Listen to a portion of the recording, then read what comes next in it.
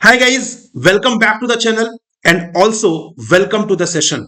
I hope you are aware that UPSC has released the notification for EPFO APFC examination और अगर इस exam की बात करें तो यहां पर एक ऐसा कंपोनेंट है जो बहुत ही ज्यादा इंपॉर्टेंट है। I am talking about industrial relations, labour laws and social security वाले कंपोनेंट का। तो अगर आप सिलेबस देखेंगे तो वहां पर ये कंपोनेंट मेंशन है और ये कंपोनेंट अपने आप इतना ज्यादा इंपॉर्टेंट है कि अगर आप इसे छोड़कर जाएंगे या आपने अच्छे से प्रिपरेशन नहीं की इस कंपोनेंट की तो शायद आपका सिलेक्शन जो है थोड़ा सा डिफिकल्ट हो जाएगा।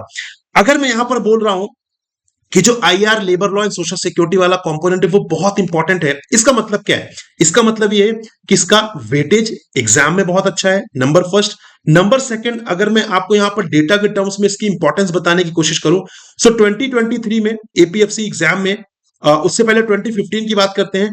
2015 के एपीएफसी एग्जाम में IR, labour law, social security वाले कंपोनेंट से टोटल 14 क्वेश्चंस पूछे गए थे।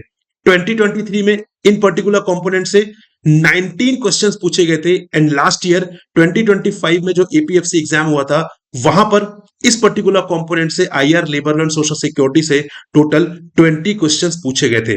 आपके एग्जाम में टोटल 120 क्वेश्चंस हैं और उसमें से लगभग 20 क्वेश्चंस जो हैं वो इस पर्टिकुलर कंपोनेंट से पूछे जा रहे हैं। नाउ आई डोंट थिंक कि मुझे इससे ज्यादा इसकी इंपॉर्टेंस बताने की जरूरत है।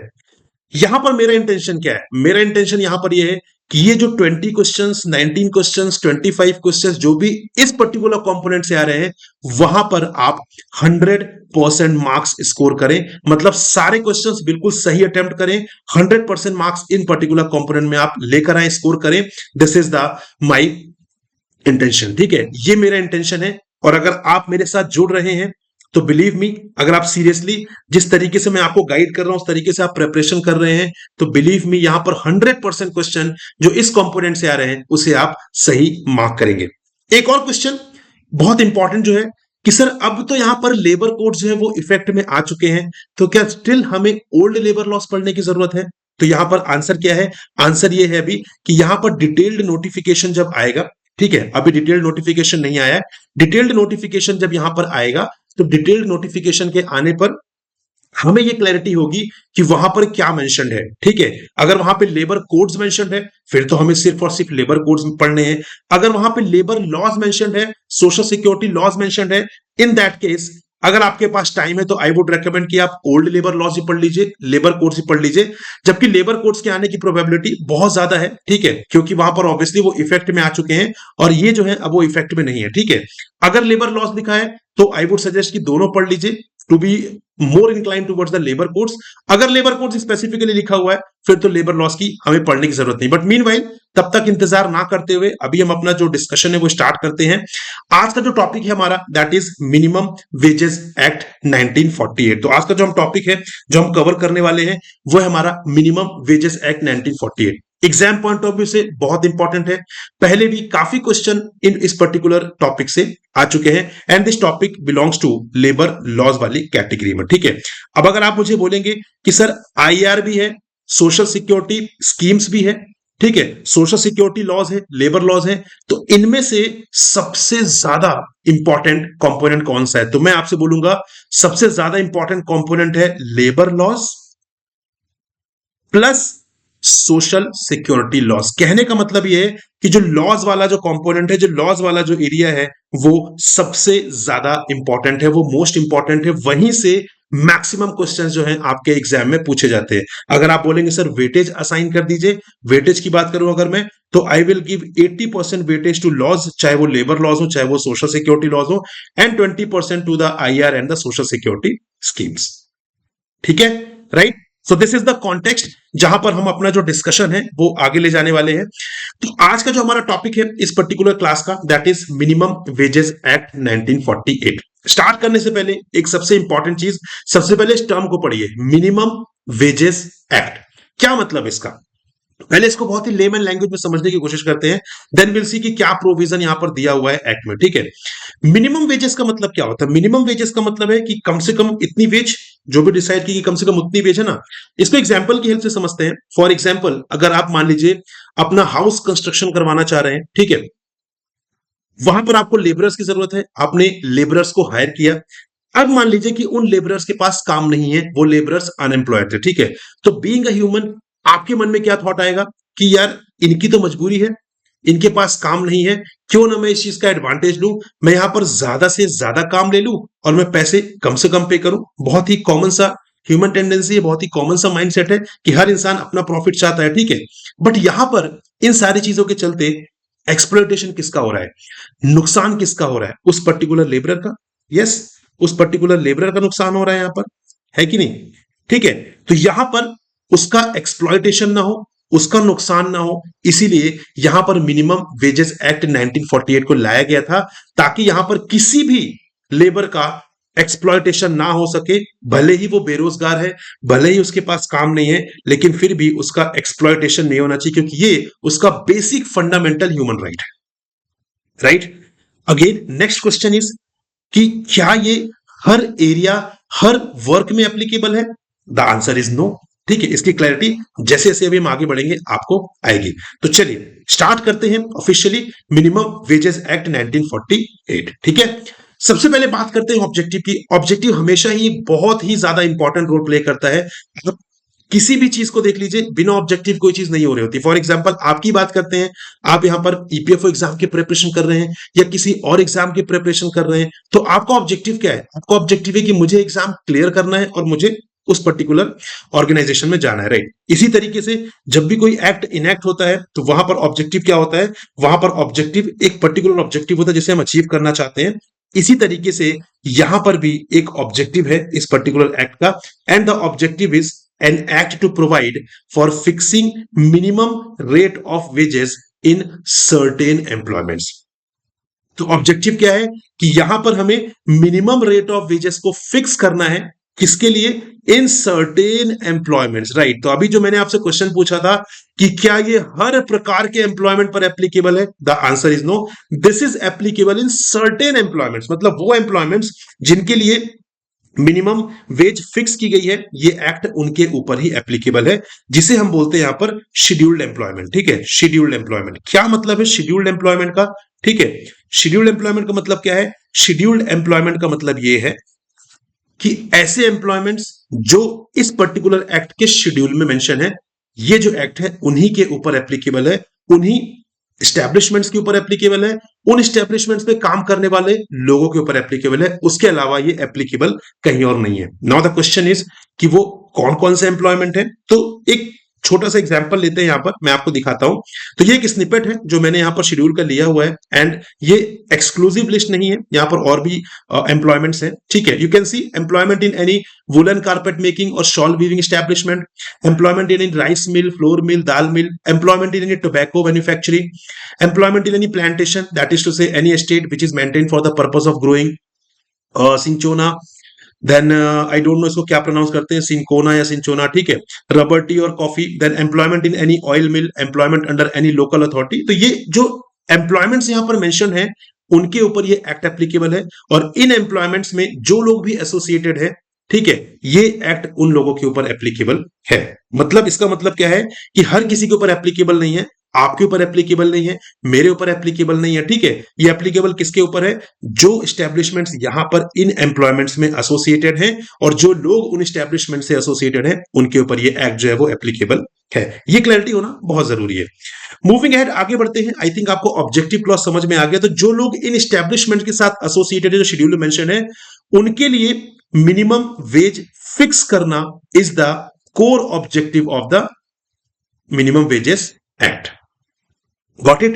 चलिए आगे बढ़ते हैं डेफिनेशन क्लॉज की तरफ। डेफिनेशन क्लॉज हमेशा ही बहुत इंपॉर्टेंट रोल प्ले करते हैं गाइस, बहुत इंपॉर्टेंट रोल। और हर एक्ट के अपने डेफिनेशन क्लॉज होते हैं, राइट। हो सकता है कि आपको एक डेफिनेशन दो अलग अलग एक्ट में देखने के लिए मिले, अलग अलग तरीके से या सेम भी, लेकिन उसका जो जुरिस्डिक्शन होता है वो उस पर्टिकुलर एक्ट तक ही होता है। जैसे मैं फॉर एग्जांपल अगर मैं बात करूं वेजेस की, तो वेजेस की जो डेफिनेशन मिनिमम वेजेस एक्ट में है वो सिर्फ मिनिमम वेजेस एक्ट तक ही लिमिटेड है।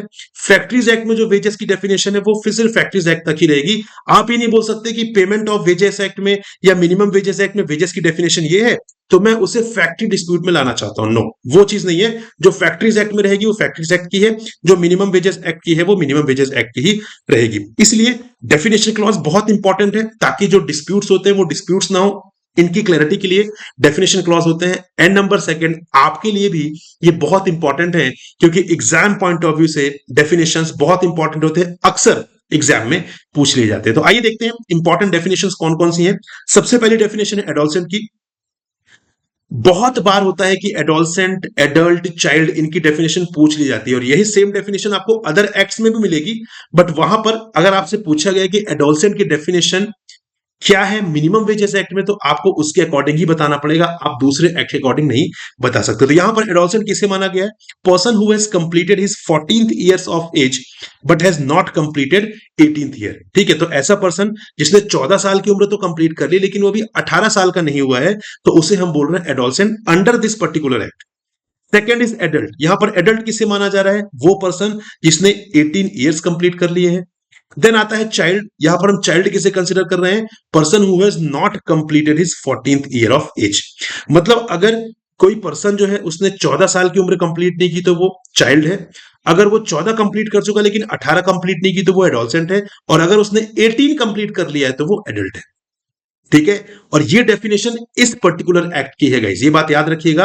आपको हो सकता है कि एडोलसेंट, एडल्ट, चाइल्ड की डेफिनेशन दूसरे एक्ट में देखने के लिए मिल जाए, देयर इज नो डाउट, लेकिन यहां पर जो चीज मेंशन्ड है वो आपको इस एक्ट के अकॉर्डिंग मेंशन करनी होगी। और एग्जाम में जब क्वेश्चन आएगा तो वो जेनरिक बिल्कुल भी नहीं आएगा, बहुत ही स्पेसिफिक आएगा कि what is the meaning of adolescent under the minimum wages act. तो आपको ये पता होना चाहिए कि यहां पर 14 to 18 है क्योंकि वहां पर एक्ट का रेफरेंस आपको दिया गया है। ठीक है, और ये बहुत इंपॉर्टेंट है, एग्जाम में अक्सर पूछ लिया जाता है डेफिनेशन, खास करके एडोलसेंट, एडल्ट एंड चाइल्ड की डेफिनेशन। ठीक है, राइट। चलिए मूविंग एड, आगे बढ़ते हैं। आगे बढ़ते हैं towards the next definition. Next definition is the definition of employer. Employer की डेफिनेशन पता होना क्यों जरूरी है? क्योंकि मिनिमम वेज कौन देगा? वेज कौन देगा? एम्प्लॉयर ही देगा। ठीक है, तो अगर ये क्लैरिटी नहीं कि एम्प्लॉयर कौन है तो फिर वेज कौन पे करेगा? Got it? तो इसलिए ये बहुत क्लियर होना जरूरी कि एम्प्लॉयर कौन है, ताकि अगर कल को कोई पर्सन बोले कि मेरी वेज इतनी थी और मुझे कम पैसा दिया गया है, तो किसी इंसान को तो पकड़ना है हमें, वो इंसान कौन होगा? Employer, obviously. इसीलिए एम्प्लॉयर की डेफिनेशन क्लियर होना बहुत जरूरी है। तो एम्प्लॉयर किसे माना गया है? Any person who employs one or more employees in any scheduled employment. देखिए शेड्यूल्ड एम्प्लॉयमेंट मेंशन है, मतलब उन्हीं एम्प्लॉयमेंट्स की हम बात कर रहे हैं जो यहां पर इस एक्ट के शेड्यूल में मेंशन है, जो मैंने आपको यहां पर दिखाया भी था। राइट, तो ऐसा पर्सन जो एक या उससे ज्यादा एम्प्लॉय को शेड्यूल एम्प्लॉयमेंट में एम्प्लॉय कर रहा है, in respect of which minimum rate of wages have been fixed. ठीक है, तो उन शेड्यूल एम्प्लॉयमेंट्स के लिए जहां पर minimum rate of wages fix कर दी गई है, वहां पर कोई पर्सन अगर एक या एक से ज्यादा एम्प्लॉय को हायर कर रहा है तो बेसिकली यहां पर क्या होगा? वो पर्सन एम्प्लॉयर होगा। साथ साथ में कुछ कैटेगरीज भी हैं। In a factory where there is a carried on any scheduled employment. ऐसी कोई फैक्ट्री जहां पर शेड्यूल्ड एम्प्लॉयमेंट कैरी ऑन हो रहा है तो वहां पर उस फैक्ट्री का जो मैनेजर है उसे एम्प्लॉयर कंसीडर किया जा रहा है। ठीक है, और ऐसा क्यों कर रहे हैं? क्योंकि अगेन वही बात है कि अगर कल को कोई डिस्प्यूट होगा, कल को अगर पैसे आपने कम दिए तो उस केस में फिर हमें किसी को तो पकड़ना है, और वो इंसान कौन होगा? वो इंसान एम्प्लॉयर ही होगा। इन any scheduled employment under the control of any government of India. अगर ऐसा कोई एम्प्लॉयमेंट, ऐसा शेड्यूल एम्प्लॉयमेंट है जो गवर्नमेंट ऑफ इंडिया के कंट्रोल में है, तो बेसिकली वहां पर कौन होगा? उस पर्टिकुलर बेसिकली जो डिपार्टमेंट है उसका हेड या कोई अथॉरिटी अगर यहाँ पे डेडिकेटेड वे में अपॉइंट की गई है तो वो। ठीक है, in any scheduled employment under the control of any local authority. ऐसे शेड्यूल्ड एम्प्लॉयमेंट जो किसी लोकल अथॉरिटी के अंडर में, फॉर एग्जांपल नगर निगम हो गई, म्युनिसिपल कॉर्पोरेशन हो गए, तो उस केस में द अथॉरिटी अपॉइंटेड, अगर कोई अथॉरिटी अपॉइंट की गई तो उसे एम्प्लॉयर माना जाएगा। अदरवाइज उस पर्टिकुलर लोकल अथॉरिटी के चीफ एग्जीक्यूटिव ऑफिसर को यहाँ पर अथॉरिटी एम्प्लॉयर माना जाएगा, मतलब सीईओ जो होगा उसे यहाँ पर एम्प्लॉयर माना जाएगा, और कल को कोई भी इशू हुआ तो उस एम्प्लॉयर को पकड़ा जाएगा। ठीक है, in any other case where there is a carried on any schedule employment. अगर इनमें से किसी भी कैटेगरी में कोई शेड्यूल एम्प्लॉयमेंट फॉल नहीं हो रहा है तो उस केस में ऐसा कोई person, any person responsible to the owner for the supervision and control of the employees, तो ऐसा पर्सन जो ओनर को रिस्पॉन्सिबल है उस पर्टिकुलर शेड्यूल एम्प्लॉयमेंट में काम करवाने के लिए, सुपरविजन के लिए, तो उस पर्सन को यहां पर क्या माना जाएगा? एम्प्लॉयर माना जाएगा। ठीक है, and I hope you got it कि एम्प्लॉयर की डेफिनेशन क्लियर होना क्यों जरूरी है, क्योंकि यहां पर एम्प्लॉयर ही वो पर्सन है जिसे हम पकड़ेंगे, क्योंकि हम बात कर रहे हैं मिनिमम वेजेस एक्ट। ठीक है, मान लीजिए मिनिमम वेज एक्ट डिसाइड हुई कि भाई इस पर्टिकुलर ऑक्यूपेशन के लिए जो मिनिमम वेज एक्ट है वो कितनी है, वो यहां पर है 200 रुपीज पर डे। ठीक है, लेकिन वो पर्सन जो है उसको 150 रुपीज दे रहा है, तो उस केस में हम उसे पकड़ेंगे, भाई आप 150 क्यों दे रहे हो? 200 यहां पर मिनिमम वेज डिसाइड है, तो एटलीस्ट ये क्लैरिटी तो होनी चाहिए कि हमें किसे पकड़ना है। ठीक है, कौन यहां पर लाइबल है, कौन यहां पर रिस्पॉन्सिबल है। ठीक है, next definition is the wage. Obviously wage की डेफिनेशन पढ़ना बहुत जरूरी है, क्योंकि हम पढ़ क्या रहे हैं? Minimum wages act, right? तो अगर हमें यही नहीं पता होगा कि वेज क्या होता है, तो फिर हम मिनिमम वेजेस एक्ट कैसे डिफाइन करेंगे? ठीक है, मिनिमम वेजेस हम कैसे डिफाइन करेंगे अगर हमें यही नहीं पता कि कौन कौन से वेरिएबल्स वेज में आते हैं? Got it? तो यहां पर वेज की बात करें तो all remuneration expressed in terms of money, हर वो चीज, हर वो पैसा जो किसी पर्सन को मिल रहा है जो शेड्यूल एम्प्लॉयमेंट में एम्प्लॉयड है, ठीक है, जो यहां पर पैसा मिल रहा है उसे बेसिकली हम क्या करेंगे? उसे हम वेज कंसिडर करेंगे। साथ में इसे जो एचआरए मिल रहा है उसको भी, तो जो रेम्यूनरेशन उसे मिल रहा है जिसे मनी के टर्म्स में हम यहाँ पर पे कर रहे हैं, दैट इज, ठीक है, और साथ में जो एचआरए है, आपका जो हाउस रेंट अलाउंस है वो मिल रहा है, तो उसे हम क्या बोलेंगे? वो हमारा बेसिकली क्या हो जाएगा? वो हमारा यहाँ पर वेज हो जाएगा। लेकिन यहां पे कुछ एक्सक्लूजन्स भी हैं। मतलब क्या चीजें? मतलब ऐसी चीजें जो पैसे के टर्म्स में मिल तो रही हैं, लेकिन फिर भी हम उन्हें वेज नहीं मान रहे हैं। वो कौन सी चीजें हैं? वो है value of any house accommodation, supply of light, water, medical attendance or any other amenity excluded by appropriate government. ठीक है, तो अगर मान लीजिए कोई शेड्यूल एम्प्लॉयमेंट में कोई पर्सन एम्प्लॉयड है, तो वहां पर उस पर्सन को हाउस एकोमोडेशन मिल रहा है, लाइट मिल रही है, ठीक है, पानी मिल रहा है, मेडिकल अटेंडेंस मिल रही है, तो इसकी जो वैल्यू है उसे बेसिकली यहां पर हम वेज का पार्ट नहीं मानेंगे, राइट? तो ये चीज क्लियर होना बहुत जरूरी है। अदरवाइज कल को क्या होगा ना, एम्प्लॉयर क्या बोलेगा? एम्प्लॉयर बोलेगा कि मैं इनको ये सारी चीजें प्रोवाइड कर रहा हूं, इसकी भी एक वैल्यू है, इसका मतलब मैंने तो वेज पे कर दिया है। इसीलिए यहां पे स्पेसिफिकली मेंशन है कि किसे हम यहां पर वेज कंसीडर नहीं करेंगे। तो ये फर्स्ट कैटेगरी को हम वेज यहां पर कंसीडर नहीं कर रहे। Second is any contribution paid by the employer to any pension fund और प्रोविडेंट फंड और स्कीम ऑफ सोशल इंश्योरेंस। तो अगर यहां पे एम्प्लॉयर उस पर्टिकुलर एम्प्लॉय को जो शेड्यूल्ड एम्प्लॉयमेंट में एम्प्लॉयड है उसके बिहाफ पर अगर कंट्रीब्यूशन पे कर रहा है पेंशन फंड में, प्रोविडेंट फंड में या किसी सोशल इंश्योरेंस वाली स्कीम में, तो उस कंट्रीब्यूशन को भी वेज का पार्ट नहीं माना जाएगा, भले वो अपने साइड से दे रहा है। फॉर एग्जांपल मान लेते हैं अगर किसी पर्सन की वेज जो है, मिनिमम वेज जो 200 रुपीज डिफाइन की गई पर डे के हिसाब से, ठीक है, I am just taking an example. और यहां पे मान लेते हैं कि हर महीने जो है हर महीने यहां पर मान लेते हैं कि किसी पर्सन की जो पीएफ का कॉन्ट्रीब्यूशन है, पेंशन फंड का कॉन्ट्रीब्यूशन जाता है, वो 100 रुपीज जाता है, राइट? तो यहां पर ऐसा नहीं हो सकता कि ये जो एम्प्लॉयर है वो 100 रुपीज डिडक्ट करके अमाउंट पे करेगा उसे, ये बोलकर कि भाई मैंने तो आपके बिहाफ पर कॉन्ट्रीब्यूशन कर दिया। नहीं, क्यों? क्योंकि ये स्पेसिफिकली एक्सक्लूड किया गया। कोई भी कॉन्ट्रीब्यूशन आप कर रहे हैं पेंशन फंड, प्रोविडेंट फंड या सोशल इंश्योरेंस में, उसे हम यहां पर वेज कंसिडर नहीं करेंगे, right? Further any travelling allowance or sum pay to defray social expenses, sorry special expenses entailed on him by the nature of his employment, gratuity payable on discharge. ठीक है, तो ऐसा कोई ट्रेवलिंग अलाउंस, मान लीजिए आपका काम ऐसा है कि आपको यहां पर कंपनी के काम से या अपने एम्प्लॉयर के काम से आपको कहीं भेजा जा रहा है, उसके लिए ट्रेवलिंग अलाउंस पे किया जा रहा है, तो ट्रेवलिंग अलाउंस पे एक खर्चा है जो आपको उस ट्रेवल में लगेगा। भाई आप यहां पर ट्रेवल कर रहे हैं, ठीक है, आप यहां पर जाकर वहां पर खाना खाएंगे, स्टे करेंगे, तो वो तो आपको उस चीज के लिए अलाउंस मिल रहा है, तो वो आपकी वेज थोड़ी है, इसीलिए उसे एक्सक्लूड किया गया है। साथ साथ में जो ग्रेच्युटी जो मिलती है जब आप अपनी जॉब छोड़ चुके होते हैं, ठीक है, जब आप रिटायर हो चुके होते हैं, जॉब छोड़ चुके होते हैं, वहां पर ग्रेच्युटी वाला जो आपको अमाउंट मिलता है, तो वो ग्रेच्युटी भी यहां पर वेज कंसिडर नहीं की जाएगी। ठीक है, तो इन तीन कैटेगरीज को एक्सक्लूड कर दे, उसके अलावा हर वो रेम्यूनरेशन जो मनी के टर्म्स में मिल रहा है इंक्लूडिंग एचआरए, उसे यहां पर वेज कंसिडर किया जाएगा। ठीक है जी, चलिए मूविंग एड आगे बढ़ते हैं। एम्प्लॉय, अब एम्प्लॉय की डेफिनेशन भी क्लियर होना बहुत जरूरी है, राइट? ऐसे थोड़ी कि हर कोई इंसान जो वहां पर काम कर रहा है वो एम्प्लॉय है। शेड्यूल्ड एम्प्लॉयमेंट मान लेते हैं एक एस्टेब्लिशमेंट है जहां पर मिनिमम वेज जो है वो डिसाइड किया गया है, क्योंकि वो शेड्यूल्ड एम्प्लॉयमेंट है। अब उस शेड्यूल्ड एम्प्लॉयमेंट में कोई पर्सन जो है वो क्या कर रहा है, वो वहां पर यू कैन से कि वो सिंपली वहां पर साफ सफाई के लिए है, तो क्या वो शेड्यूल्ड एम्प्लॉयमेंट में एसोसिएटेड है? नहीं, वो तो सिंपली साफ सफाई कर रहा है, तो क्या उसे एम्प्लॉय कंसिडर किया जाएगा? बिल्कुल नहीं किया जाना चाहिए, राइट? क्योंकि वो शेड्यूल्ड एम्प्लॉयमेंट वाला काम थोड़ी कर रहा है, वो तो नॉर्मल साफ सफाई कर रहा है। हाँ, वो इस एस्टेब्लिशमेंट में है जहां पर शेड्यूल्ड एम्प्लॉयमेंट एप्लीकेबल है, जहां पर मिनिमम वेजेस एप्लीकेबल है, लेकिन ये पर्सन जो है वो काम नहीं कर रहा है, वो पर्सन तो साफ सफाई कर रहा है, ठीक है, वो तो क्लीनिंग का काम कर रहा है, सो उसे एम्प्लॉय नहीं कंसिडर करेंगे। तो इसीलिए कल को कोई डिस्प्यूट ना हो, कल को वो पर्सन जो क्लीनिंग का काम कर रहा है वो ये ना बोले कि मैं भी एम्प्लॉय हूं तो मुझे भी मिनिमम वेज मिले। इसके लिए ये बहुत इंपॉर्टेंट है कि हमें ये क्लियर होना चाहिए कि एम्प्लॉय यहां पर कौन है। Got it?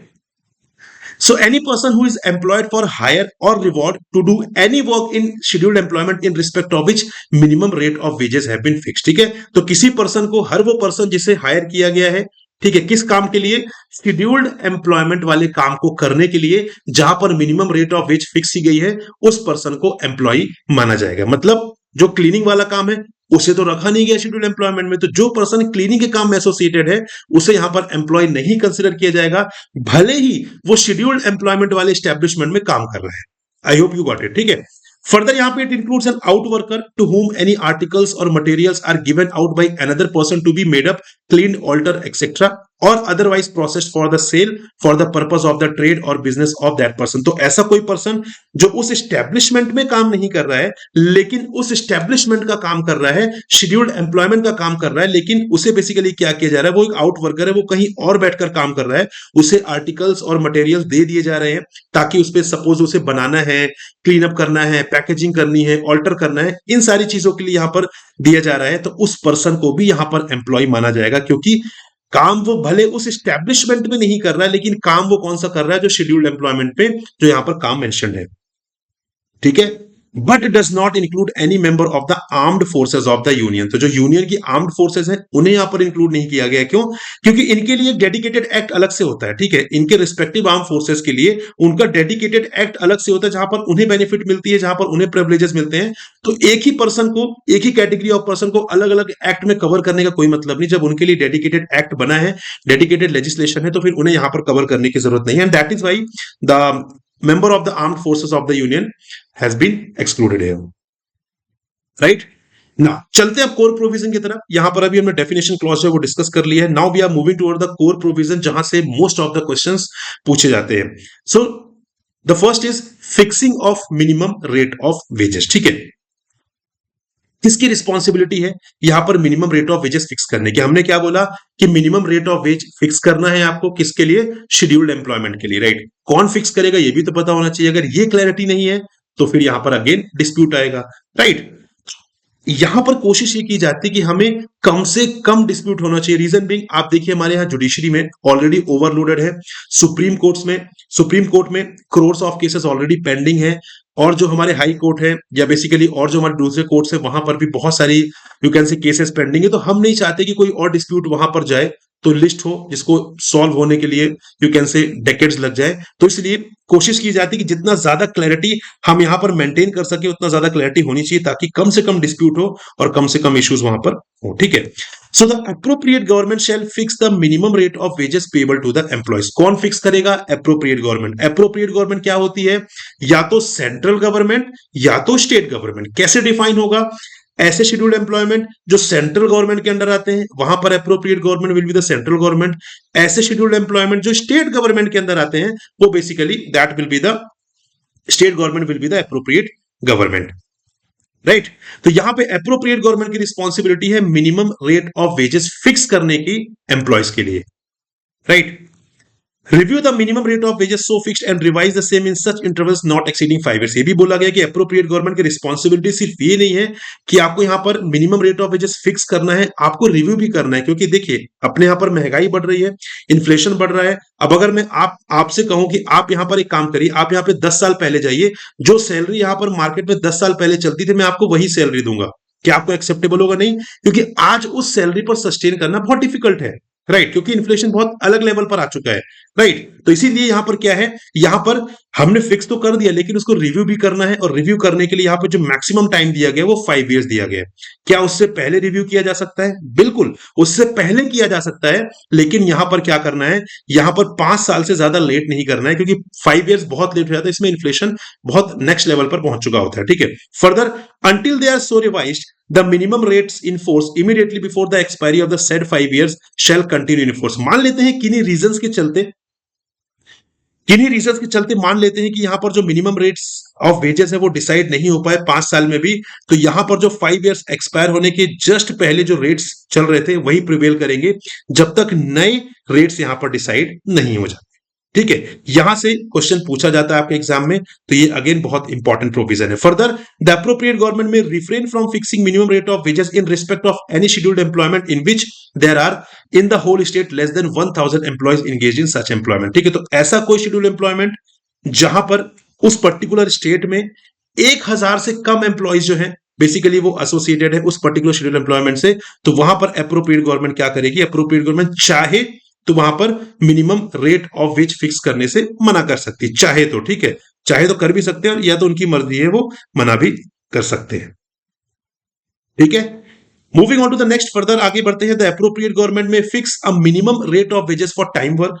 ठीक है, तो यहां पे मिनिमम रेट ऑफ वेजेस किस तरीके से डिफाइन किया जाएगा, किस तरीके से डिसाइड किया जाएगा, तो यहां पर डिसाइड करने के लिए चीजें मेंशन की गई हैं। ठीक है, कैसे डिसाइड किया जाएगा, सबसे पहले अ minimum rate of wages for time work, एक मिनिमम टाइम रेट फिक्स किया जाएगा कि अगर मान लीजिए आपने किसी स्टैब्लिशमेंट में आपने शेड्यूल्ड एम्प्लॉयमेंट में 8 घंटे काम किए तो आपको मिनिमम कितना वेज मिलना चाहिए, आपने 10 घंटे काम किए तो आपको मिनिमम कितना वेज मिलना चाहिए, ये चीज डिसाइड होगी, number first. Number second, minimum rate of wages for piece work. Piece work क्या होता है, मान लीजिए कि यहां पर आपको जो वेज मिलना है वो पीस के हिसाब से मिलना है, यूनिट के हिसाब से मिलना है। अगर मैं आपसे बोलूं कि यहां पर फॉर एग्जांपल आपको यहां पर बनाना है, यहां पर आपको मैच बॉक्स, ठीक है, जो माचिस होती है मैच बॉक्स की पैकेजिंग करनी है, और आपका जो वेज है वो किस तरीके से डिसाइड होगा, वो डिफाइन होगा बेसिकली यहां पर कि आपने कितने यूनिट ऑफ मैच बॉक्स जो है उसे पैक किया, तो that is the piece rate. तो गवर्नमेंट चाहे तो मिनिमम पीस रेट भी डिफाइन कर सकती है, ठीक है, कि एक यूनिट का कितना अमाउंट मिलेगा, राइट, और मिनिमम टाइम रेट भी डिसाइड कर सकती है कि आपने यहां पर अगर 8 घंटे काम किया, 10 घंटे काम किया, तो आपको मिनिमम कितना वेज मिलना चाहिए।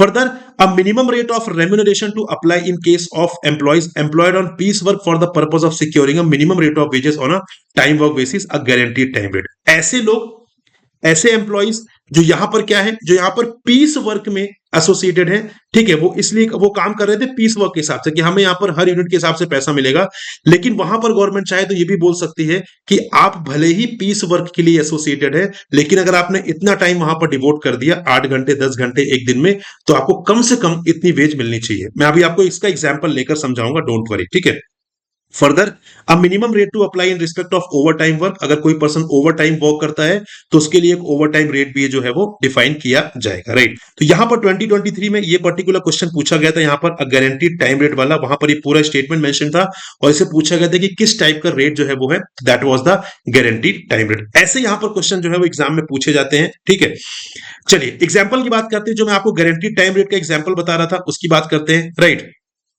तो वहां पर अगर आप देखेंगे तो फॉर एग्जांपल एक वर्कर है जो यहां पर 10 रुपीज पर पीस पर यहां पर उसे हायर किया गया, ठीक है, शेड्यूल एम्प्लॉयमेंट में, और वो बेसिकली यहां पर दिन भर में 20 पीसेस बनाता है।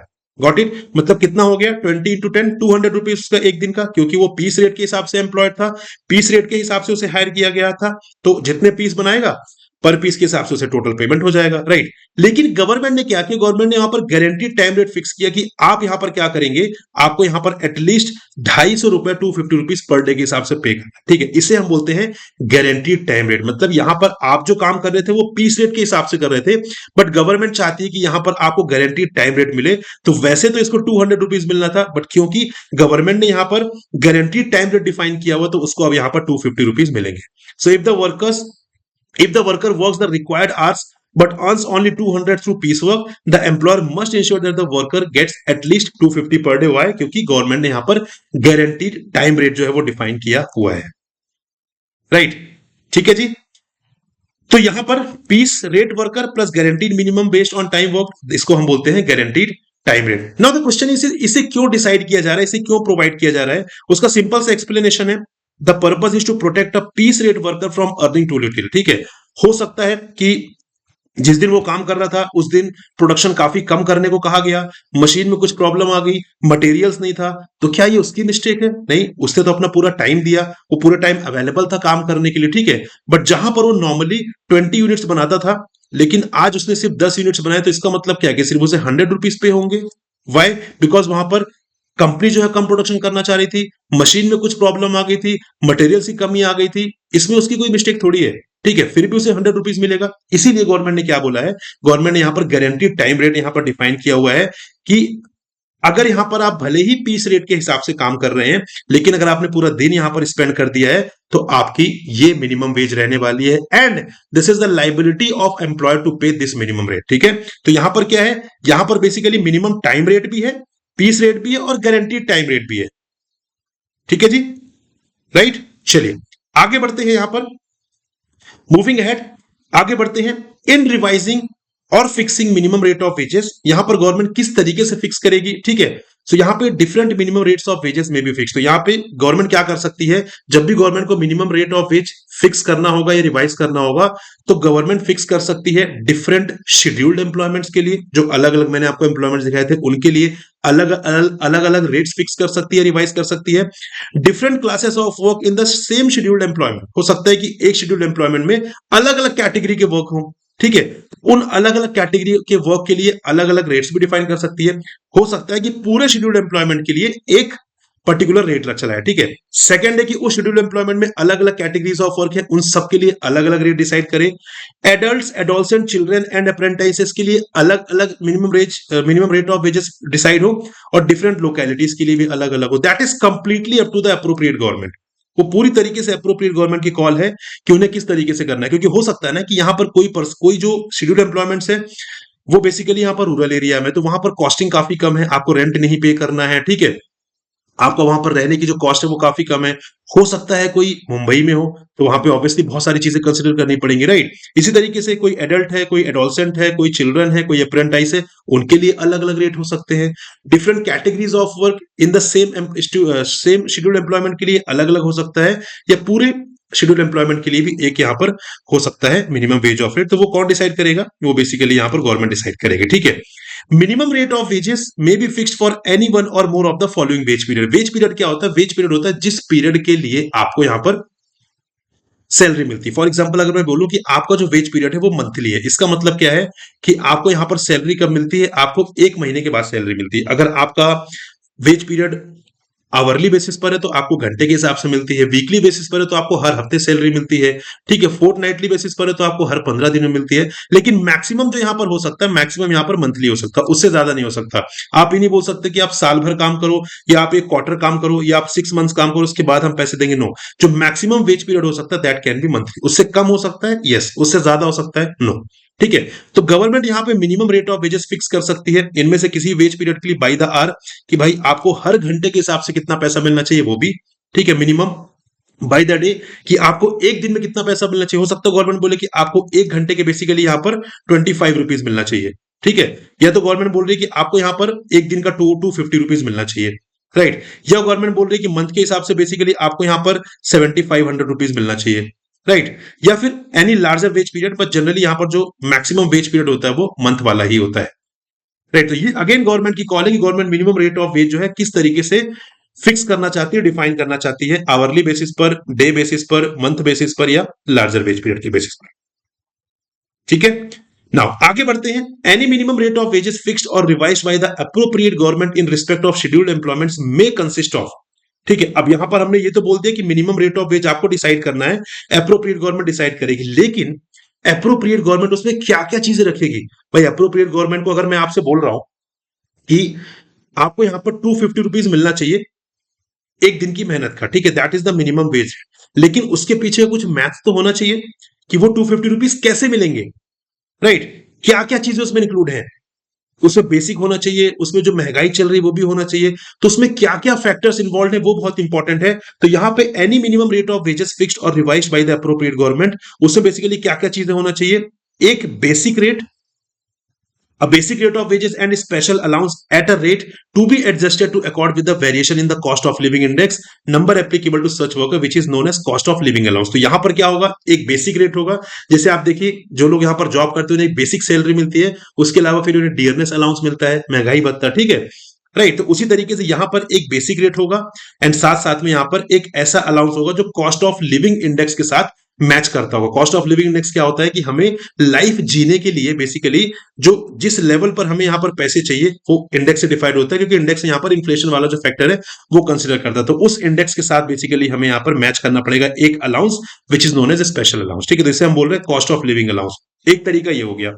अगला तरीका क्या है, अब basic rate of wages with or without cost of living allowance. ठीक है, तो एक तो बेसिक रेट ऑफ वेज हो गया, उसमें या तो कॉस्ट ऑफ लिविंग अलाउंस है या नहीं है उस बात से फर्क नहीं पड़ता, लेकिन साथ में cash value of the concession है जो यहां पर एसेंशियल कमोडिटीज से सप्लाई की जा रही है। इसका मतलब क्या है, अभी मैं आपको एग्जांपल की हेल्प से समझाता हूं। ठीक है, देन नेक्स्ट की बात करते हैं। Next is an inclusive all inclusive rate, जहां पर बेसिक रेट भी है, कॉस्ट ऑफ लिविंग अलाउंस भी है और cash value of the concession भी है।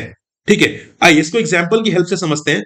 फॉर एग्जांपल कि सपोज एक वर्कर है, ठीक है, सपोज एक वर्कर है जिसका बेसिक रेट यहां पर 8,000 पर मंथ डिसाइड किया गया है, cost of living allowance 2,000 per month decide किया गया है, एंड वहां पर एम्प्लॉयर क्या कर रहा है, एम्प्लॉयर वहां पर उसे राइस सप्लाई कर रहा है, चावल which is an essential commodity, concessional rate पर, क्योंकि उस राइस की वैल्यू कितनी है मार्केट में 50 रुपीज के जी। वर्कर को कितना पे करना पड़ा, 40 रुपए। मतलब जो राइस यहाँ पे एम्प्लॉयर अपने वर्कर को एम्प्लॉय को सप्लाई कर रहा है उसकी वैल्यू तो 50 रुपए, लेकिन वो सिर्फ 40 रुपीज ही ले रहा है अपने एम्प्लॉय से। तो कंसेशन कितना हुआ, 10 रुपए पर केजी।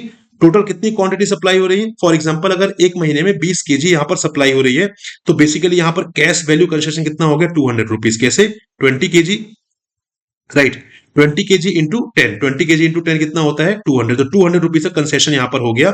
सो यहां पर जो मिनिमम वेज रेट है वो क्या हो गई, मिनिमम रेट ऑफ वेजेस में कैसे हो गया, बेसिक वेज जो हमारा 8,000 रुपीज है, then cost of living allowance 2,000 rupees, and साथ में कैश वैल्यू ऑफ कंसेशन जो है that is 200 rupees. So that will be 10,200 per month, right. तो यहां पे तीन अलग अलग तरीके हैं, या तो फर्स्ट, या तो गवर्नमेंट इसको कंसिडर कर सकती है, या तो गवर्नमेंट इसको कंसिडर कर सकती है, या तो गवर्नमेंट इसको कंसिडर कर सकती है। That is completely up to the appropriate government.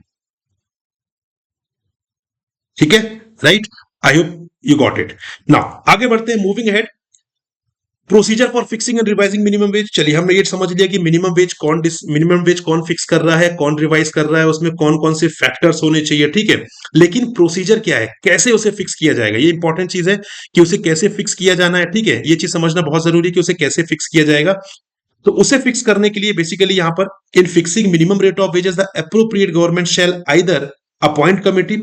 Generally हमारे यहां पर क्या होता है, कोई भी चीज करनी होती है तो उसके लिए कमेटी अपॉइंट की जाती है जनरली। वाई कमेटी क्यों अपॉइंट की जाती है, देखिए कमेटी इसलिए अपॉइंट की जाती है क्योंकि हमारे यहाँ पर जो गवर्नमेंट है वो हर फील्ड में तो एक्सपर्ट नहीं है। अगर मैं बात करूं नरेंद्र मोदी जी की, अगर मैं बात करूं होम मिनिस्टर साहब की, अगर मैं बात करूं यहाँ पर फाइनेंस मिनिस्टर जी की, अगर मैं बात करूं डिफेंस मिनिस्टर साहब की, तो वो अपने अपने एरिया में तो एक्सपर्ट हैं, बट हर चीज के लिए तो एक्सपर्ट नहीं है वो, राइट।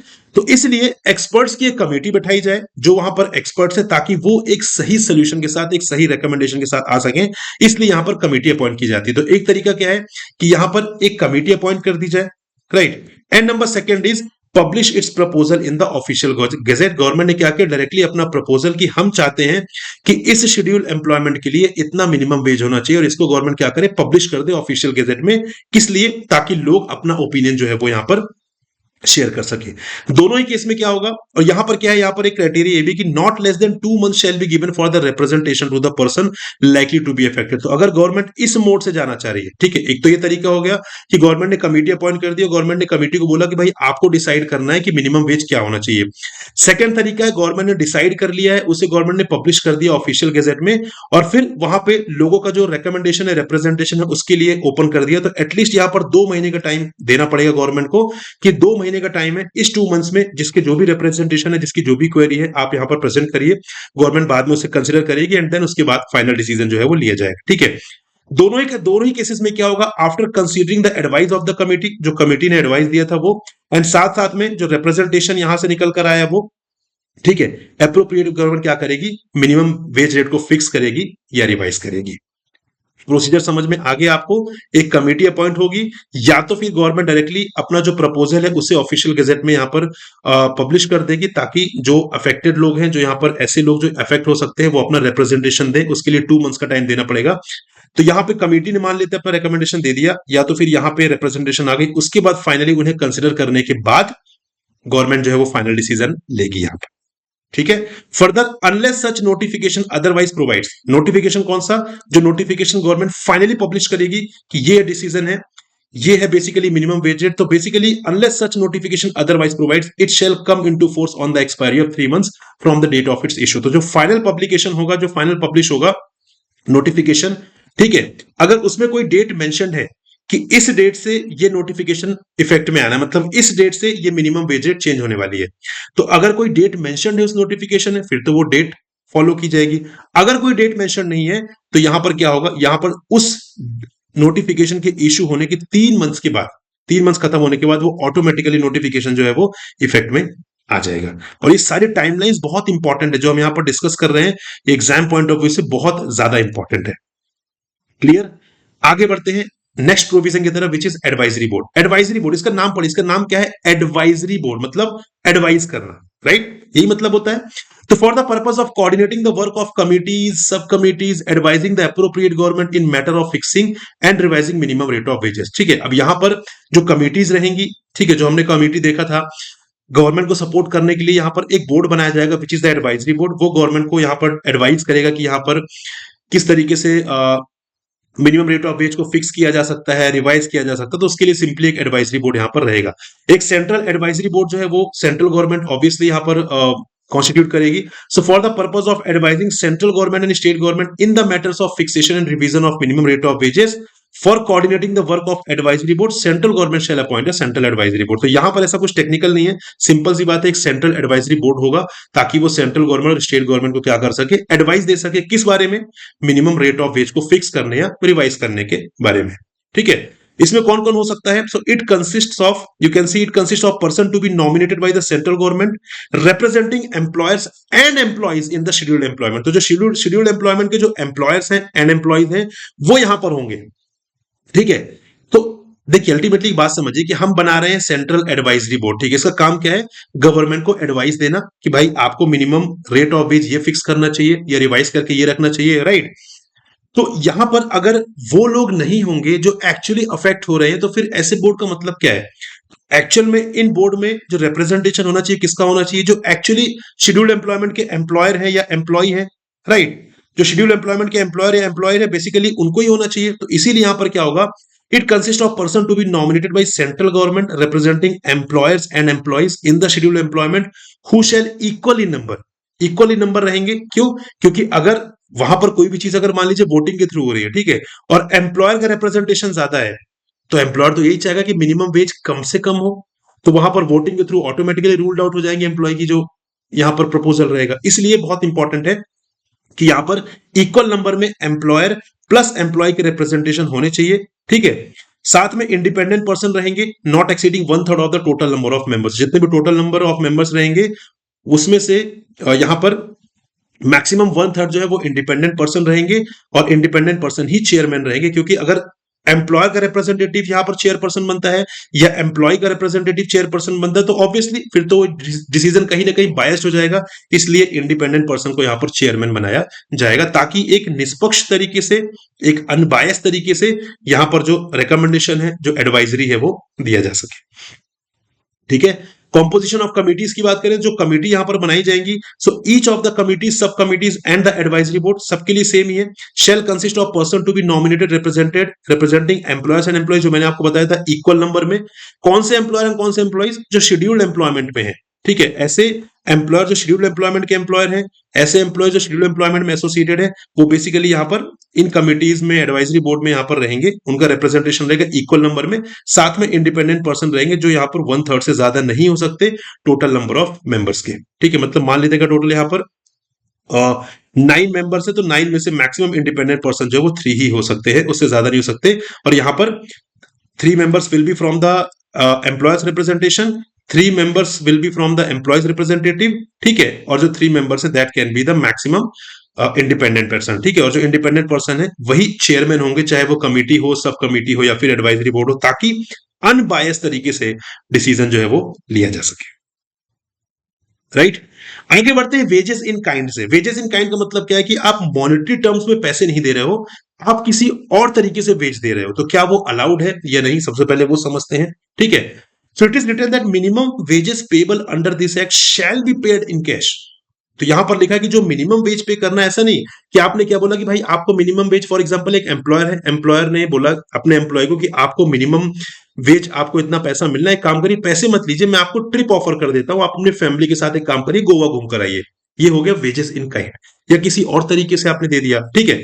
तो इट इज क्लियरली रिटन कि minimum wages payable under this act shall be paid in cash, आपको कैश में ही पे करना पड़ेगा। लेकिन कुछ एक्सेप्शंस हैं, like where it has been the custom to pay wages wholly or partly in kind, the appropriate government may authorize the payment of minimum wage either wholly or partly in kind। इसका मतलब क्या है कि जहां पर सदियों से रिवाज चलता आ रहा है, जहां पर सदियों से ये कस्टम चलता आ रहा है, ठीक है, रिचुअल चलता आ रहा है कि जो वेजेस है वो या तो पूरा या कुछ हिस्सा उसमें से काइंड में पे किया जाता है, मतलब कैश के फॉर्म में नहीं पे किया जाता है।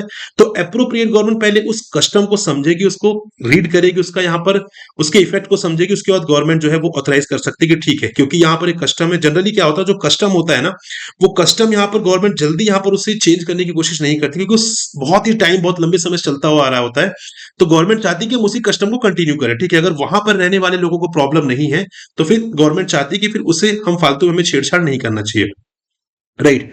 तो यहां पर गवर्नमेंट उस कस्टम को समझने के बाद गवर्नमेंट भी ऑथराइज कर सकती है कि ठीक है, आप एक काम करिए, आप या तो पूरा वेजेस यहां पर काइंड में दे सकते हैं या पार्टली, डिपेंडिंग की कैसा कस्टम है वहां पर, right. Further, if the appropriate government is of the opinion that provision should be made for the supply of essential commodities at concession rate, अगर गवर्नमेंट को यहां पर लगता है कि यहां पर एसेंशियल कमोडिटी की सप्लाई करना जरूरी है कंसेशनल रेट पर, तो गवर्नमेंट वो भी ऑथराइज कर सकती है। तो देखिए अगेन, सब कुछ गवर्नमेंट के हाथ में, ठीक है। गवर्नमेंट वहां पर समझेगी कि उस पर्टिकुलर लोकेलिटी की, उस पर्टिकुलर शेड्यूल एम्प्लॉयमेंट की रिक्वायरमेंट्स क्या है, उसके हिसाब से गवर्नमेंट चाहे तो बोले कि आप पूरा कैश में पे करेंगे, आप पूरा काइंड में पे करेंगे, या कुछ काइंड में पे कर सकते हैं, या फिर आप क्या करेंगे, आप यहां पर एसेंशियल कमोडिटी जो है वो कंसेशनल रेट पर आप पे करेंगे। That is completely up to the government, ठीक है। Now moving head towards the next provision which is fixing hours for a normal working day etcetera, ठीक है। नॉर्मल वर्किंग डे के लिए यहां पर हम बात करें आवर्स फिक्स करने का, तो in regard to any scheduled employment minimum rate of wage in respect of which have been fix, तो ऐसा शेड्यूल्ड एम्प्लॉयमेंट जहां पर minimum rate of wage fix ही गई है, वहां पर अप्रोप्रिएट गवर्नमेंट क्या करेगी, अप्रोप्रिएट गवर्नमेंट चाहेगी तो वहां पर number of hours of work को फिक्स करेगी कि आप यहां पर किसी पर्सन से एक दिन में 10 घंटे, 9 घंटे, 8 घंटे से ज्यादा काम नहीं कर सकते। That is completely up to the government कि वो क्या डिसाइड करती है। तो गवर्नमेंट वहां पर फिक्स कर देगी कि number of hours of work कितने होने चाहिए। साथ में provide for a day of rest in every period of 7 days and for the payment of remuneration in respect of such days of rest. तो यहां पर गवर्नमेंट ये भी इंश्योर करेगी कि हर 7 दिन में आपका एक दिन रेस्ट का होना चाहिए, जैसे हमारा संडे रेस्ट होता है, ठीक है, और उस संडे का भी पेमेंट आपको किया जाएगा। ऐसा नहीं कि आप संडे, अगर आपका रेस्ट है, आप संडे काम पर नहीं आ रहे क्योंकि आपका वीकली ऑफ है, तो आपको उसका पैसा नहीं मिलता, उसका भी पैसा हमें मिलता है, राइट। तो वो चीज यहां पर गवर्नमेंट इंश्योर करेगी। एंड साथ में provide for payment for work on a day of rest at a rate not less then over time rate. तो मान लेते हैं कि आपने रेस्ट वाले दिन काम किया, ठीक है, हो जाता है कई बार हमारे पास वर्कलोड ज्यादा होता है तो हम वीकली ऑफ्स में भी काम करते हैं। तो यहां पर उन शेड्यूल्ड एम्प्लॉयमेंट के लिए गवर्नमेंट ये इंश्योर कर सकती है कि अगर कोई पर्सन जो है, अगर अपने ऑफ वाले दिन, रेस्ट वाले दिन काम करता है, तो उसको जो वेज मिलेगी वो नॉर्मल वेज नहीं मिलेगी, उस दिन की वेज जो होगी वो ओवर टाइम रेट से होगी। ओवर टाइम रेट क्या है, हमने कवर किया था कि गवर्नमेंट ओवर टाइम रेट भी डिसाइड करेगी पहले, राइट। तो वो ओवर टाइम रेट से उस दिन का पेमेंट होगा, क्योंकि वो उसका रेस्ट वाला दिन है। अगर आप उससे काम करवाना चाह रहे हैं, करवाइए, कोई दिक्कत नहीं है, बट उसको ओवर टाइम रेट से आप यहां पर पेमेंट करेंगे, राइट। चलिए आगे बढ़ते हैं ओवर टाइम की तरफ।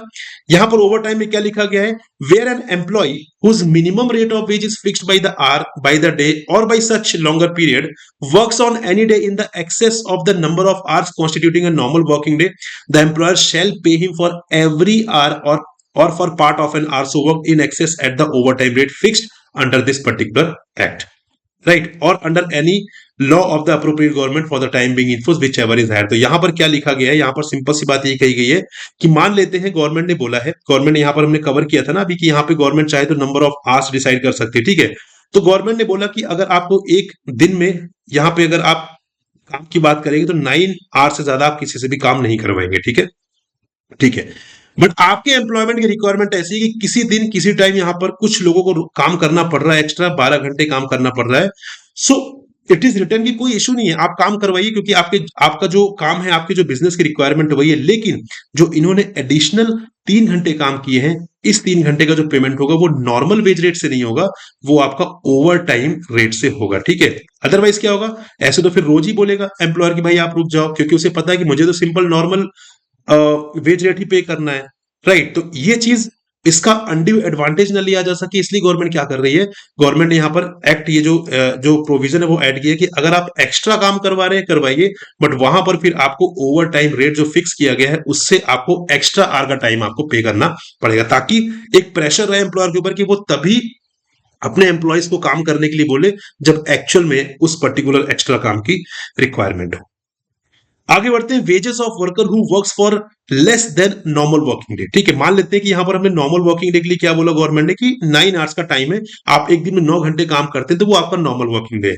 बट मान लेते हैं यहां पर किसी रीजन के चलते किसी पर्टिकुलर पर्सन ने या एम्प्लॉय ने 5 घंटे ही काम किया, तो उस केस में क्या होगा, if an employee whose minimum rate of wage has been fixed, ठीक है, ऐसा कोई एम्प्लॉय जिसकी minimum rate of wage fix कर दी गई है, by the day works on any day on which he was employed for period less than the requisite number of hours constituting a normal working day, he shall be entitled to receive wage in respect of work done by him on that day as if he had worked for full working day।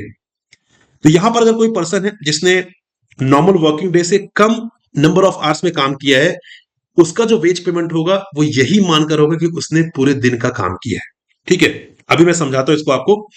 But he shall not be entitled to receive wages for full normal working day. एक exception है कि वो यहां पर full normal working day की wage के लिए यहां पर क्या होगा, एंटाइटल्ड नहीं होगा। किस केस में, where his failure to work is caused by his unwillingness to work and not by the omission of the employer to provide him with work. ठीक है, अब यहां पर देखिए, यहां पर कहा यह जा रहा है कि मान लीजिए कि मैं एक ऐसा पर्सन हूं, एक ऐसे शेड्यूल्ड एम्प्लॉयमेंट के साथ एसोसिएटेड हूं जहां पर minimum rate of wage fix किया गया बाय द गवर्नमेंट। ठीक है, अब यहां पर क्या हो रहा है, यहां पर मैं तो मॉर्निंग में चला गया अपने टाइम पर, ठीक है, अपने शिफ्ट के टाइम पर, मुझे यहां पर 9 आवर्स काम करने थे, लेकिन उस दिन काम नहीं था। उस दिन काम क्यों नहीं था, उस दिन पावर कट था, उस दिन मशीन फेलियर था, उस दिन रॉ मटेरियल्स नहीं थे, उस दिन एम्प्लॉयर ने बोला कि हमें प्रोडक्शन कम करना है। ठीक है, रीजन कैन बी एनीथिंग। किसकी मिस्टेक है, क्या ये मेरी मिस्टेक है, बिल्कुल नहीं, मैं तो रेडी हूं, मैं तो आ गया अपने टाइम पर, मैं पूरे 9 घंटे काम करने के लिए रेडी हूं। ठीक है, तो इस केस में क्या कहा गया है कि अगर कोई पर्सन अपने नॉर्मल वर्किंग डे से कम काम करता है नंबर ऑफ आवर्स में, तब भी उसे फुल वेज पेमेंट होगा, क्योंकि ये उसकी मिस्टेक नहीं है। ठीक है, अगर अगर वो कम काम करता है अपनी खुद की अनविलिंगनेस शो करके कि मुझे काम नहीं करना, उस केस में फिर उसे फुल पेमेंट नहीं होगा।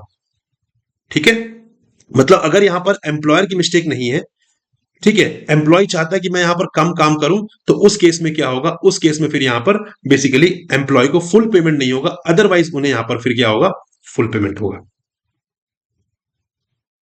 चलिए आगे बढ़ते हैं अदर इंपॉर्टेंट प्रोविजन की तरफ। ठीक है, वेजेस फॉर 2 और मोर क्लासेस ऑफ वर्क, यहां पर क्या कहा गया, वेयर एनी एम्प्लॉय डज 2 और more classes of work to each of which a different minimum rate of wage is applicable. हो सकता है कि एक ही पर्सन 2 अलग अलग काम कर रहा हो, बिल्कुल हो सकता है। ठीक है, आप भी तो ऑफिस में यही करते हैं, आप ऑफिस में प्रिंट आउट भी निकालते हैं, आप ऑफिस में अपना काम भी करते हैं, आप ऑफिस में दूसरे काम भी करते हैं, होता है ना। तो हो सकता है कोई एम्प्लॉय है जो 2 या उससे ज्यादा अलग अलग काम कर रहा हो, जहां पर दोनों काम के लिए अलग अलग minimum rate of veg decide की गई है। तो एम्प्लॉयर ऐसा नहीं करेगा कि जहां पर कम वेज रेट है उसके हिसाब से पे करेगा, no, the employer shall pay to such employee wages at not less than the minimum rate in force in respect of each such class. तो वो वर्क टास्क नंबर ए के लिए उसका मिनिमम रेट पे करेगा, टास्क नंबर 2 के लिए उसका मिनिमम रेट पे करेगा। ठीक है, जैसे एग्जांपल लेता हूं, मान लेते हैं टास्क नंबर ए के लिए जो मिनिमम रेट था वो था यहाँ पर 250 रुपीज, और टास्क नंबर बी के लिए मिनिमम रेट था 350 रुपीज। ठीक है, और एक पर्सन जो है मिस्टर एक्स, वो ए और बी दोनों ही टास्क के साथ एसोसिएटेड है। तो एम्प्लॉयर अगर यहाँ पर दिमाग लगाएगा तो एम्प्लॉयर ये कर सकता है कि एक काम करता हूं, इसको मैं 250 के हिसाब से पे कर देता हूं, और मैं बोल दूंगा कि मैंने मिनिमम वेज तो पे कर दिया है। नहीं, बट जितना काम उसने ए में किया उसको 250 के हिसाब से होना चाहिए, जितना काम उसने टास्क बी में किया है उसको 350 के हिसाब से पेमेंट होना चाहिए। अगेन इस चीज को यहां पर रखा गया ताकि जो एम्प्लॉयर है वो किसी भी तरीके से एक्सप्लॉयटेशन ना कर सके। Minimum time rate ways for piece work, when an employee is employed on piece work for which minimum time rate and not minimum piece rate has been fixed, the employer shall pay to such employee wage not less than the minimum time rate। तो ऐसा कोई employ जो ऐसे काम में employed था जहां पर पीस वर्क तो डिसाइडेड था, ठीक है, जहां पर बेसिकली सॉरी जहां पर टाइम रेट डिसाइडेड था, मतलब उसको रखा किस काम के लिए गया था, उसे रखा गया था पीस वर्क के लिए, लेकिन वहां पर पीस रेट जो है वो डिसाइडेड नहीं था, टाइम रेट डिसाइडेड था। आप समझ रहे हो, मतलब मैं आपसे बोल रहा हूं कि आप यहां पर आपको पर यूनिट हिसाब से आपको क्या करना है, मैच बॉक्स आप बनाइए और आपको पर यूनिट के हिसाब से पेमेंट होगा, लेकिन वहां पे पर यूनिट का रेट डिसाइड नहीं था, वहां पर टाइम रेट डिसाइडेड था। तो उस केस में क्या होगा, उस केस में भले ही आप पीस वर्क के लिए एम्प्लॉयड थे, आपको यहां पर जो मिनिमम टाइम रेट के हिसाब से पेमेंट है वही यहां पर किया जाएगा bye the employer side, right. मतलब ऐसी कोई भी चीज जहां पर कोई चीज फिक्स नहीं है तो उसका एडवांटेज, उसका उस लूप होल का फायदा यहां पर एम्प्लॉयर को नहीं लेने दिया जाएगा, अदरवाइज यहां पर एक्सप्लॉयटेशन किसका होगा, एम्प्लॉय का होगा। आगे बढ़ते हैं इंस्पेक्टर। तो हर एक्ट में आपको एक ऐसी अथॉरिटी दिखेगी जो वहां पर चीजों को इंप्लीमेंट करने के लिए रिस्पॉन्सिबल रहेगी या एक्शंस लेने के लिए रिस्पॉन्सिबल रहेगी। यहां पर भी इंस्पेक्टर्स हैं। इंस्पेक्टर्स की बात करें तो inspectors are appointed by the appropriate government. Appropriate government जो भी होगी, या तो सेंट्रल गवर्नमेंट या state government, as the case में भी, तो इंस्पेक्टर्स यहां पर अपॉइंट किए जाएंगे। An inspector may enter in any premises, examine any person who is an employed there. ठीक है, तो जो इंस्पेक्टर है वो किसी भी शेड्यूल्ड एम्प्लॉयमेंट वाले एस्टेब्लिशमेंट में एंटर कर सकते हैं। वो किसी भी they may require any person giving out work and any out worker to give any information with respect to the payment to be made for the work।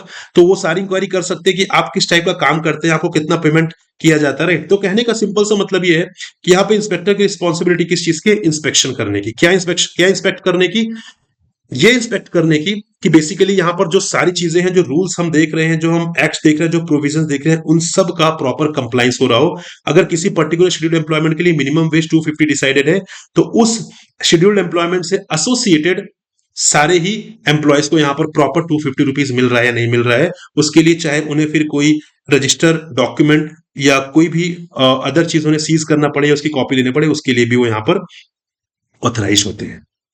ठीक है, आगे बढ़ते हैं क्लेम्स की तरफ। यहां पर क्लेम्स, कैसे क्लेम्स मतलब मान लीजिए minimum rate of wages decide कर दी गई, ठीक है, लेकिन उसके बाद भी एम्प्लॉयर ने मिनिमम रेट ऑफ वेज पे नहीं किया।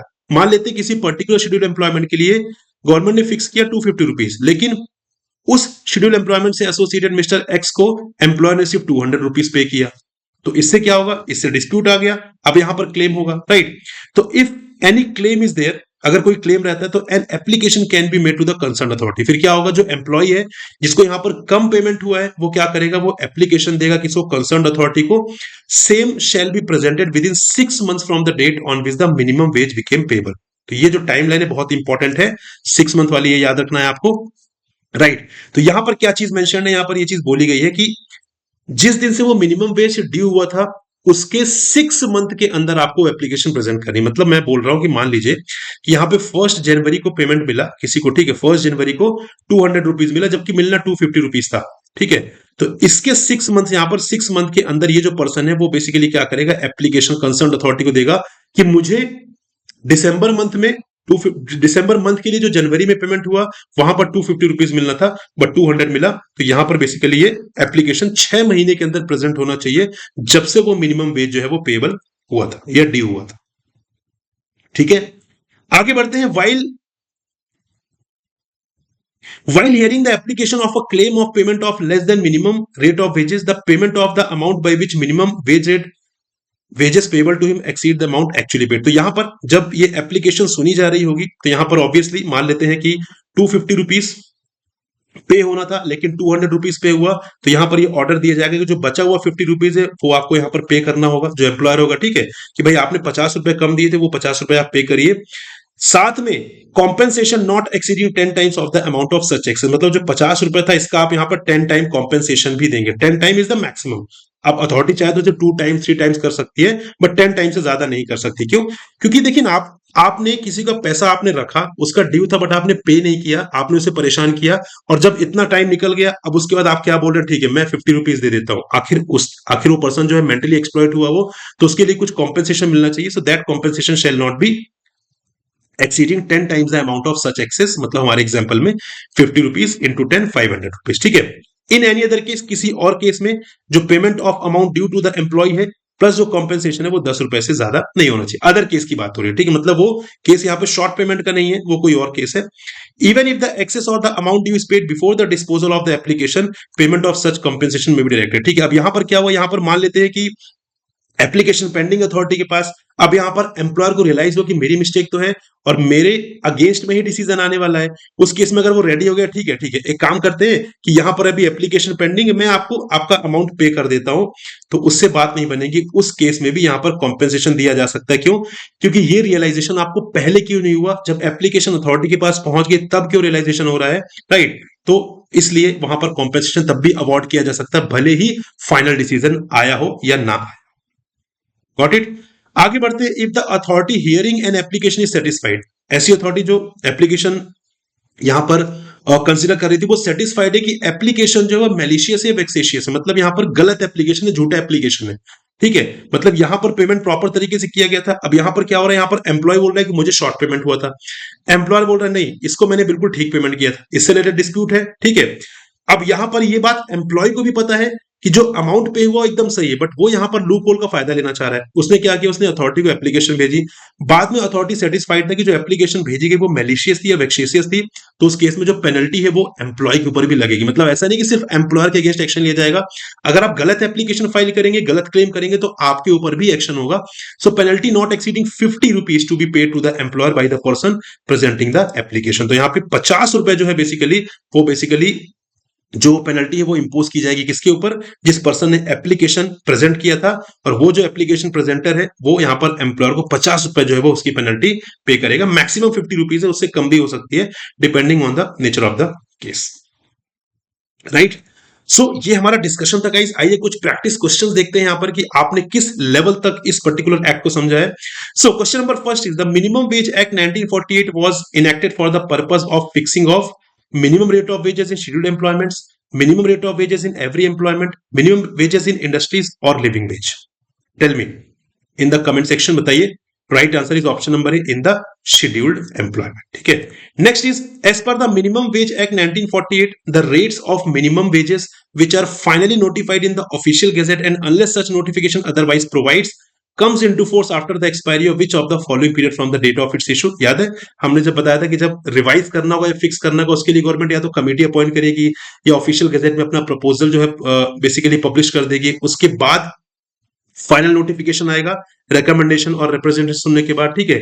तो वो अगर कोई डेट मेंशन है तो उस डेट पर आ जाएगा, अगर कोई डेट मेंशन नहीं है तो यहां पर वो 3 months after the expiry of जो डेट है जब नोटिफिकेशन इशू हुआ था उसके बाद ऑटोमेटिकली इफेक्ट में आ जाएगा। क्या ऐसे क्वेश्चन एग्जाम में आते हैं? जी हां, ऐसे ही क्वेश्चन एग्जाम में आते हैं, ठीक है। Review of the minimum wage rate fix under the minimum wages act should not exceed 7 years, 5 years, 3 years, 2 years, कितना 5 इयर्स, जो कि हमने देखा था कि 5 साल से ज्यादा यहां पर गवर्नमेंट टाइम ना ले तो बेहतर है, ठीक है, राइट गाइस। सो यहां पर this is the minimum wages act, यहां पे जो हमने कवर किया गाइस, यहां पे एक इंपॉर्टेंट चीज है कि अगर आप यहां पर पूरे, क्योंकि अब देखिए IR labour law social security बहुत इंपॉर्टेंट कंपोनेंट है, आपको पता है, ठीक है। तो यहां पर सारी चीजें चाहे वो ओल्ड लेबर लॉज हो, लेबर कोड्स हो, सोशल सिक्योरिटी लॉज हो, या फिर इंडस्ट्रियल रिलेशंस वाला टॉपिक हो, या सोशल सिक्योरिटी स्कीम्स हो, उन सब के लिए डेडिकेटेड वे में मैंने यहाँ पर एक कोर्स बिल्ड किया है। आप मेरे प्लेटफॉर्म पर जा सकते हैं, लॉ मैटर्स के प्लेटफॉर्म पर आप जा सकते हैं। Let me share the screen. आप कैसे जाएंगे, तो यहाँ पर आप जाएंगे, ठीक है। आपको करना क्या है, आपको गूगल पर टाइप करना है lawmatters.co.in, यहाँ पर आप वेबसाइट पे आ जाएंगे, ठीक है। यहाँ पर आप सारी वेबसाइट स्क्रॉल करके देख लीजिएगा, सारी इंफॉर्मेशन आपको यहाँ पर मिलेगी। This is the message from me, from my side, ठीक है। यहाँ पर कोर्सेज है, सारे कोर्सेज आपको विजिबल नहीं, आपको यहाँ पे स्क्रॉल करना है ऊपर, यहाँ पे आपको आना है कोर्सेज पर, ठीक है। कोर्सेज पर आइए, कोर्सेज पर आएंगे तो आपको यहाँ पे सारे कोर्सेज दिख जाएंगे ऑल कैटेगरीज में, राइट। ऑल कैटेगरीज में जाकर आप चाहे तो इंडिविजुअल कोर्सेज भी ले सकते हैं। फॉर एग्जांपल अगर मैं बात करूं, आप सिर्फ न्यू लेबर कोड्स ही कवर करना चाहते हैं, इस कोर्स को आप सेपरेटली ले सकते हैं। अगर आप यहां पर चाहते हैं कि मुझे सिर्फ सोशल सिक्योरिटी करना, आप इसे यहां पर कर सकते हैं। आप चाहते हैं कि मुझे सिर्फ आईआर और ओल्ड लेबर लॉस करना है, वो भी कर सकते हैं, ठीक है। लेकिन आप चाहते नहीं, मुझे old labour laws, new labour codes, social security laws, industrial relations, social security scheme सब कुछ कवर करना है, तो उसके लिए फिर आप क्या करेंगे, आप यहाँ पर पैकेज में आ जाएंगे, ठीक है। यू कैन सी यहाँ पर पैकेज में आप आ गए, पैकेज में आपको यहाँ पर दिख जाएगा IR and labour law social security complete package. इस पैकेज पर आप यहाँ पर क्लिक करेंगे, आपको सारी इंफॉर्मेशन मिल जाएगी। यहाँ से आप देख सकते हैं क्या क्या चीजें आपको प्रोवाइड होने वाली हैं। इसको स्क्रॉल डाउन करिए और यहाँ पे आपको ये सारे कोर्सेज को ऑटोमेटिकली एक्सेस मिल जाएगा। यहाँ से आपके पास चॉइस है, आप 4 मंथ्स प्लान लेना चाहते हैं, 6 मंथ प्लान लेना चाहते हैं, उसके बाद यहाँ पर buy now for pay click करके आप यहाँ पे पेमेंट करके इस कोर्स का एक्सेस ले सकते हैं, ठीक है। अब यहाँ पर एक चीज समझिए, जो मैं आपको बता रहा था कि यहाँ पे बहुत इंपॉर्टेंट क्यों है, बहुत इंपॉर्टेंट ये इसलिए गाइस क्योंकि जैसा कि हमने डिस्कस किया कि यहाँ पर अगर आप प्रीवियस 3 इयर्स के एग्जाम्स देखें तो वहां पे 15-20 जो क्वेश्चंस हैं, ठीक है, 19-20 क्वेश्चंस डायरेक्टली इसी पर्टिकुलर कंपोनेंट से आते हैं, आईआर, लेबर और सोशल सिक्योरिटी।